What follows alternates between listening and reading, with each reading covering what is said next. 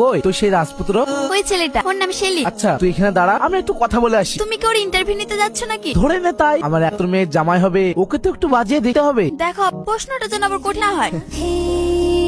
তুমি সেলিম? হ্যাঁ। তা বাবু, পৃথিবীতে এত রাজকন্যা থাক, শেষে আমার মেয়েটার পেছনে লাগলে। মধ্যবিত্তদের এই একরূপ, বড় লোক দেখলেই বড় বড় স্বপ্ন দেখা। আমি তো স্বপ্ন দেখিনি স্যার, আমি তো ভালোবেসেছি। আর ভালোবাসা গরিব বড় লোক দেখে হয় না। ভালোবাসা ওসব তোমাদের মুখে মানায় না। ভালোবাসতে গেলে স্ট্যাটাস লাগ, আর তোমার স্ট্যাটাস পুরনো শার্ট আর পুরনো জুতোই। মানুষের পোশাক দেখে বিচার হয় না, মন বলেও একটা জিনিস আছে।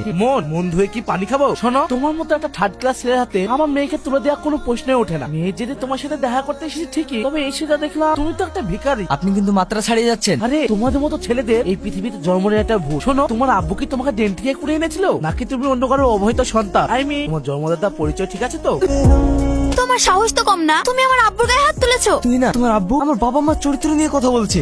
এই অশুভ ছেলেটার জন্য তুই আমার সাথে জেদ করেছিলি। ওর আসল রূপ দেখছিস? আমি শুধু ওর পরিবারের খোঁজ নিতে চেয়েছিলাম, আর ও আমাকে রাস্তাঘাটে মস্তানদের মতো মারলো। ছি শেলি, তুমি যে এরকম বাজে ছেলে আমি আগে জানতাম না। তোমার মতো অমনীষের সাথে সম্পর্ক রাখা মানে নিজের সম্মান ধরে মেশানো। এটা কি করছেন? তুমি আমার কথাটা একবার শোনো। আমি আপনাকে চিনি না, আর আমার নাম তুহিনা না। হাত ছাড়ুন বলছি। আমাকে তুমি চিনতে পারছো না? এইভাবে আর কতদিন নিজেকে শেষ করবি বলতো? ও আমাকে বুঝলো না রে আলী, আমাকে রাস্তার লোক দিয়ে মার খাওয়ালো। আমার প্রতি ওর একটু বিশ্বাস ছিল না। বিশ্বাসের কথা বলছি? তুই তো নিজেই একটা স্বার্থপর। আমি স্বার্থপর? তুই একটা মেয়ের জন্য কাঁদছিস, যে মেয়েটা তোকে ছুড়ে ফেলে দিয়েছে, তার জন্য এত কষ্ট পাচ্ছিস। আর ওইদিকে তোর মা তোর চিন্তায় দিনের পর দিন শেষ হয়ে যাচ্ছে। সেদিকে খেয়াল করেছিস? পৃথিবীতে মা বাপের থেকে আপন কেউ হয় না। তোর মায়ের বয়স হয়েছে, তোর চিন্তায় যদি কিছু হয়ে যায়। এত সোনা তুই কোথায় পেলি? আরে সোনা দিয়ে কি করবি? এই সোনাগুলো আমার মায়ের, মা আমাকে দিয়েছে। আজ থেকে নতুন যাত্রা শুরু করবো, ধনী হওয়া যাত্রা।